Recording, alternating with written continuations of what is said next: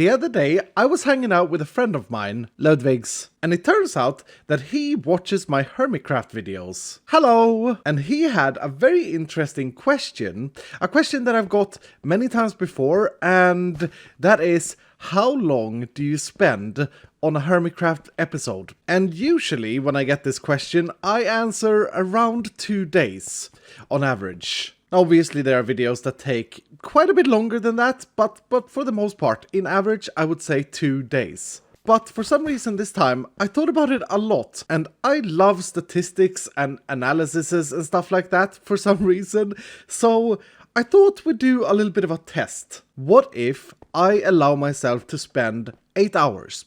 8 hours on a video. How much would I get done? And how good would the video be? So, that is what we're gonna do today. 8 hours of Hermitcraft. I'm very excited to see just how much or how little I can get done in 8 hours. I have already spent 2.5 hours of those 8 hours together with Stress Monster on a live stream. Well, today I'm gonna need to move my villagers so that I can have a breeder in my cave base. Okay. But then I was like, wait a minute. Stress Monster already have villagers and it's fairly close to the cave. So now what I'm gonna do instead... You're gonna steal my stuff, aren't you? No, I'm simply going to borrow without ever giving back. I'm gonna dig 200 blocks. This is gonna be right in the middle of my room. Yeah, well... Well, I don't see how that is my problem.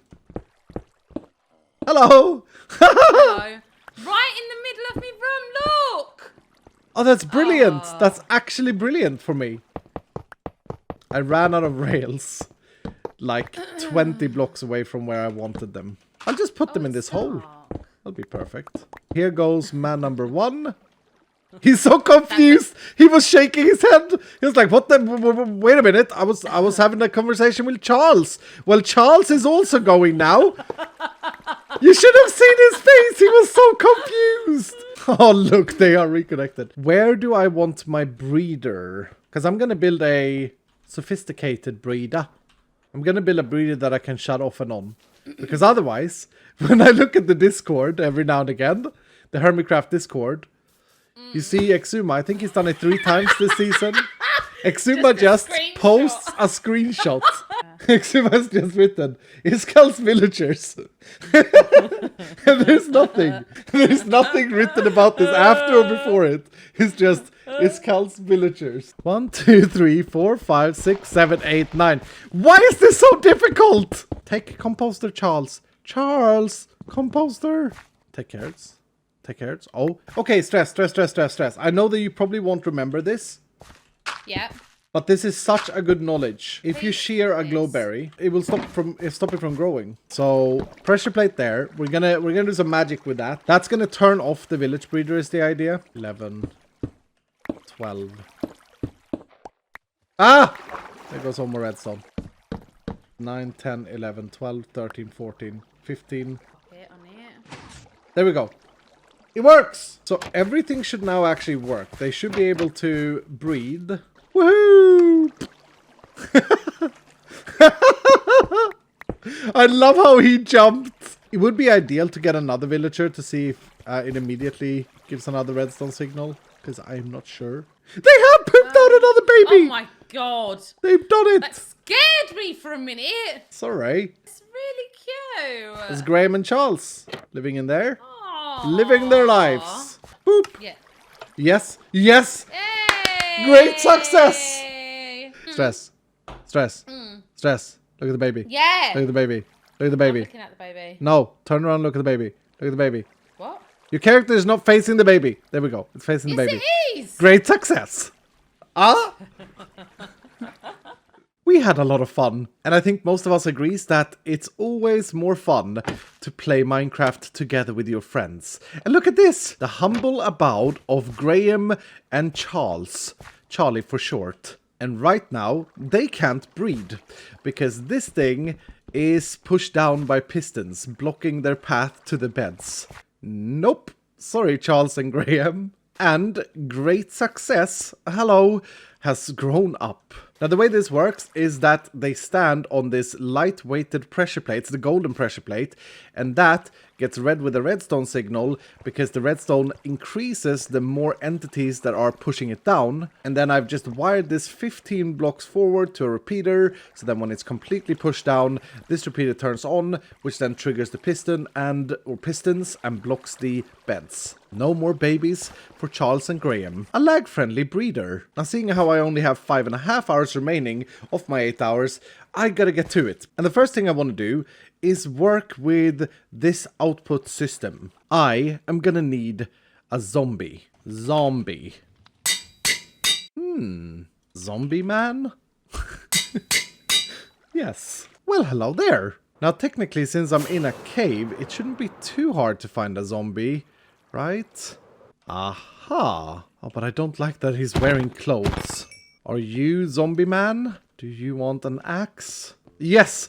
Oh, oh God. That is frightening. Come here, my friend. Don't hurt me, please. Ah! Yes, got you. Because rails are so dangerous to path over. And zombie. And yes. Zombie man. Yes! You look great, sir. And frightening. I'm gonna need some more rails for this.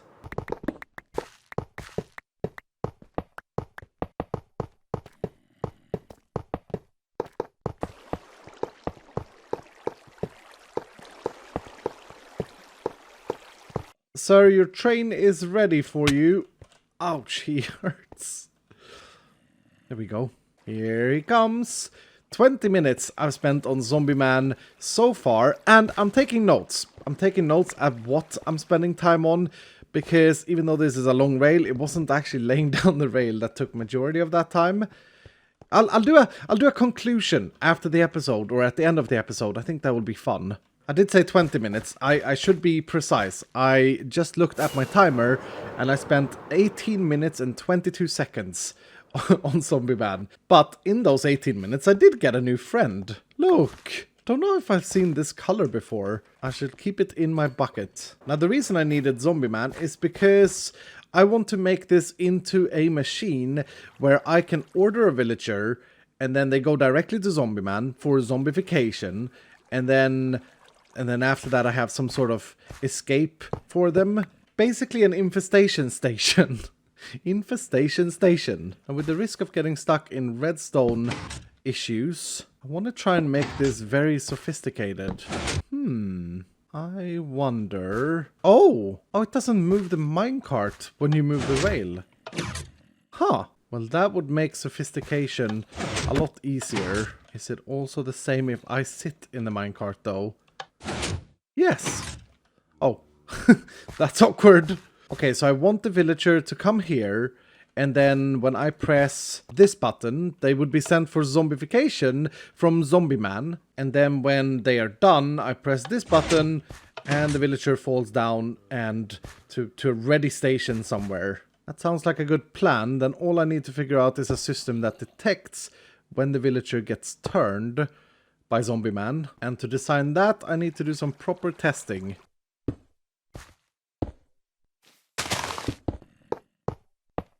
Please don't hurt me too much.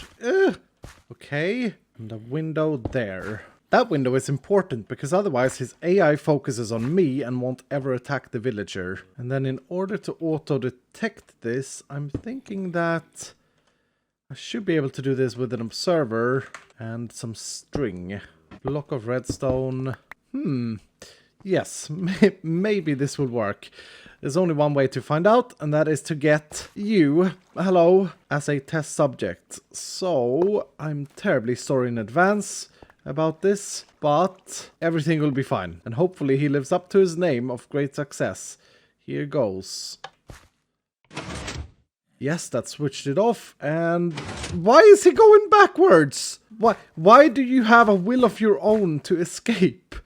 That was very weird. Try again. Yes, okay, got swapped. That switch didn't really work out as well as I thought, though. But then the idea would be that I swap them back right here, and then I can decide whether or not they're done or if I send them back. But it does need a little bit of fine-tuning. Oh, I know why they're traveling back. It's because of the minecart.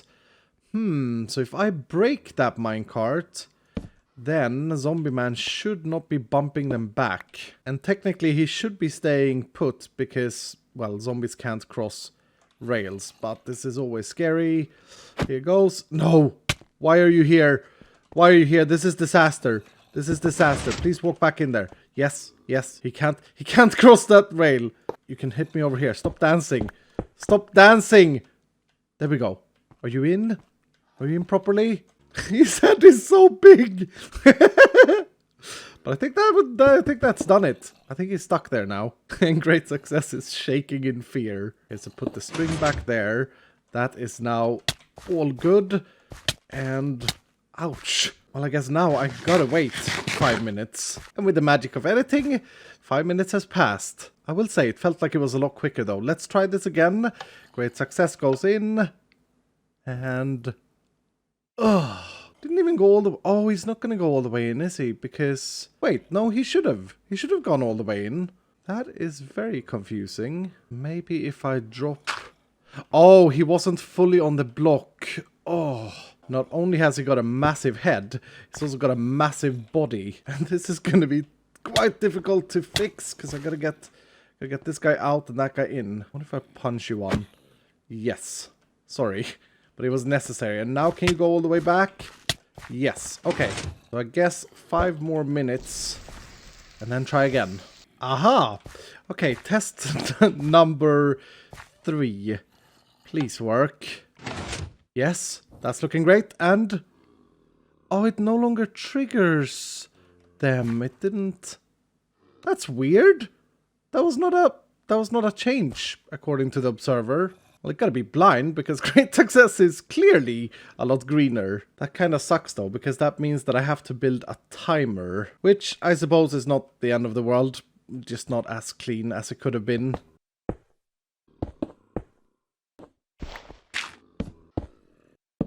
"20 ticks. That may be too fast, but I won't know until I try, so... I need to do this one more time. You and you.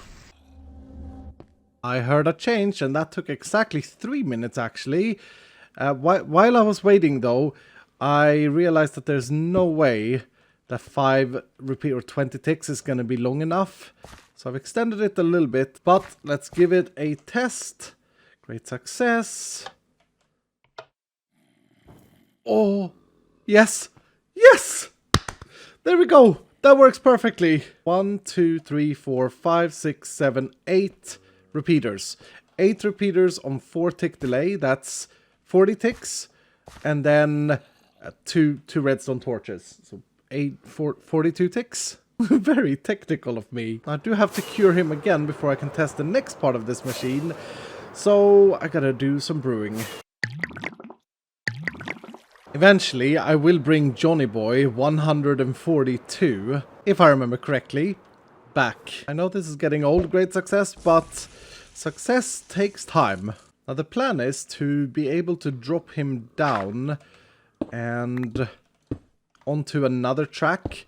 And hopefully I've laid this redstone out in such a way that that is possible. Yes, that looks possible. Then we'll have a rail that goes to, well, currently undetermined area, but that's the end station. That's where the cheap, super cured villagers will sit. I do see a potential slight problem though, and that is that he is not fully into that block. That should be fixable though, by having a powered rail here that's always on. Come on, finish your shaking, man. Ah! Thank you. I was getting dizzy. Okay, I'm not actually going to move him. I'm just going to try and press this button. Yeah, he was not aligned correctly. But in theory, if he would be all the way in... Yes. And... Great Success! Literally. So, in theory, all of the technical bits are done for the machine. The redstone can certainly be cleaned up a little bit. But the curating part of the machine works. And in total, this took me 1 hour and 10 minutes to get the zombie and get all of this wired up.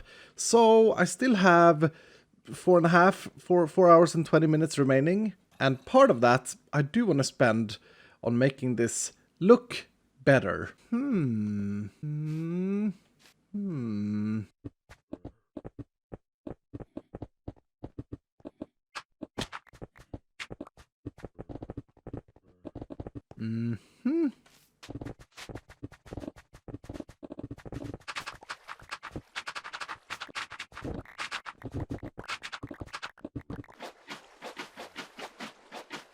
It has taken me a considerable amount of time, but I am super happy with how this is turning out. I've completely transformed this entire little area into a lush lake sort of feel area with my new friend swimming around. They are loving it, by the way. And even though I'm not even started up here with this whole thing up there, I got a bit carried away. And this whole build with the cobblestoney bridges going across streams of water is actually inspired by something I saw in real life yesterday when I was out for a walk. And I gotta say, it actually looks fairly similar to what I saw yesterday, minus the villager sitting in a minecart. So what I did was I extended the area, the villager was sitting right there, and I extended that area out here.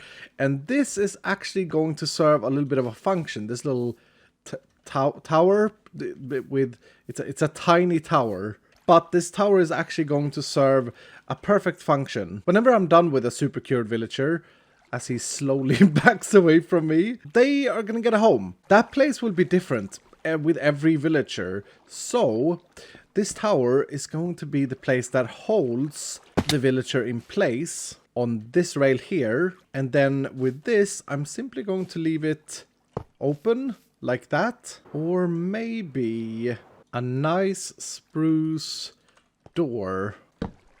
Yes. So then whenever the villager is cured and ready, I come here and I can just attach a rail, break in this door temporarily, attach a rail, and then take them wherever they need to go.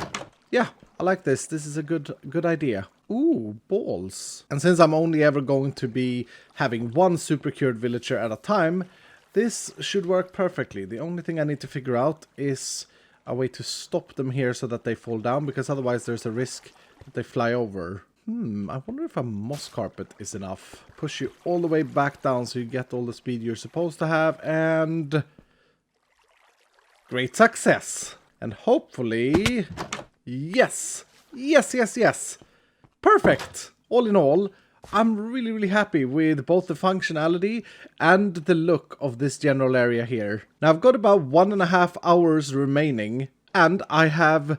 Ooh, wait, more balls. As I was saying, I figured out another thing that takes a bit of time, and that is inventory management. And it's mainly due to the fact that I'm not building gigantic structures made out of 1 or 2 blocks. I'm using so many different blocks when I build these things, and keeping everything in stock and in inventory is just it's just a bit of a mess. Anyway, now I gotta come up with my build for up here, because this is looking like a massive creeper explosion.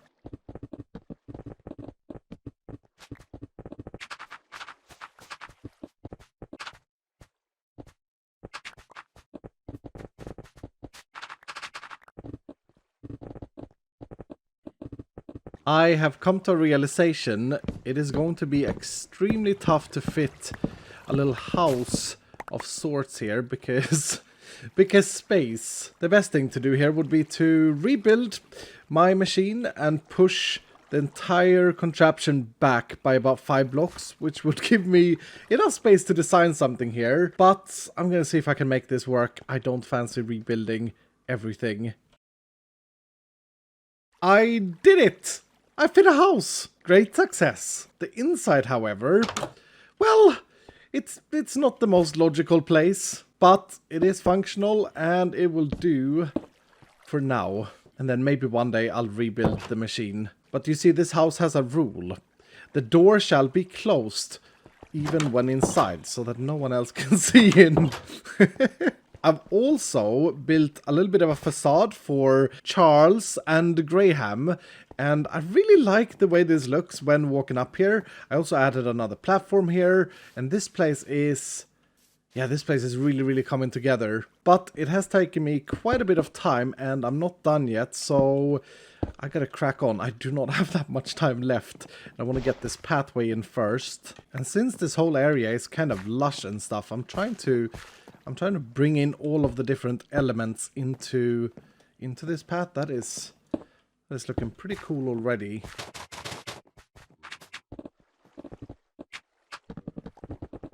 Pathways.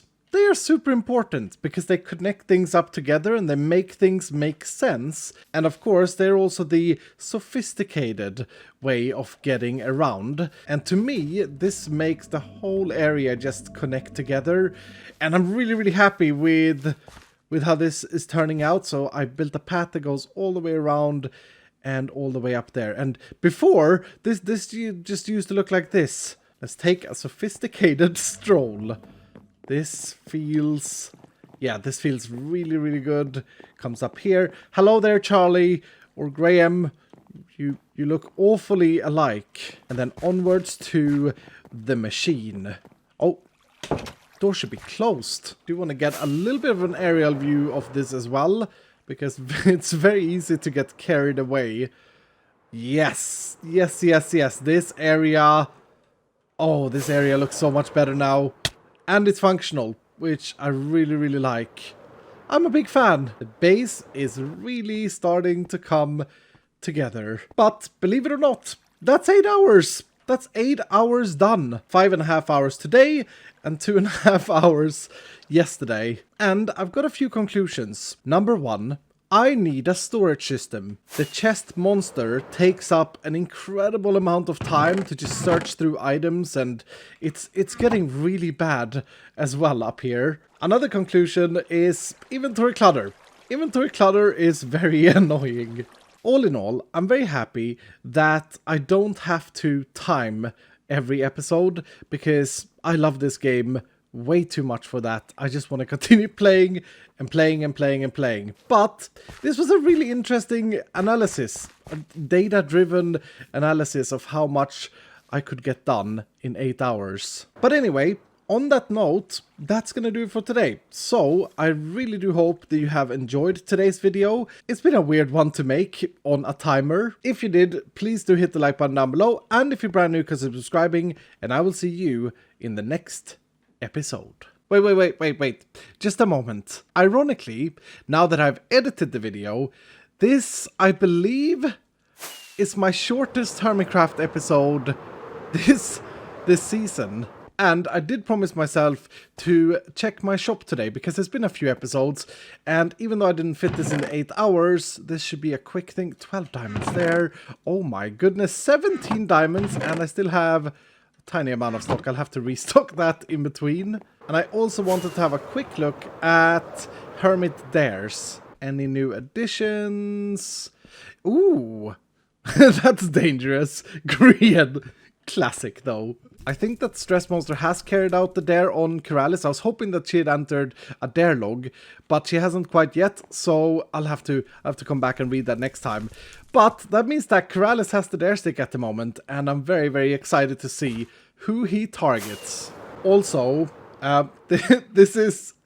That looks absolutely incredible, by the way, but this is giving me heavy Season 6 vibes with the build off. It's even got an anvil featured.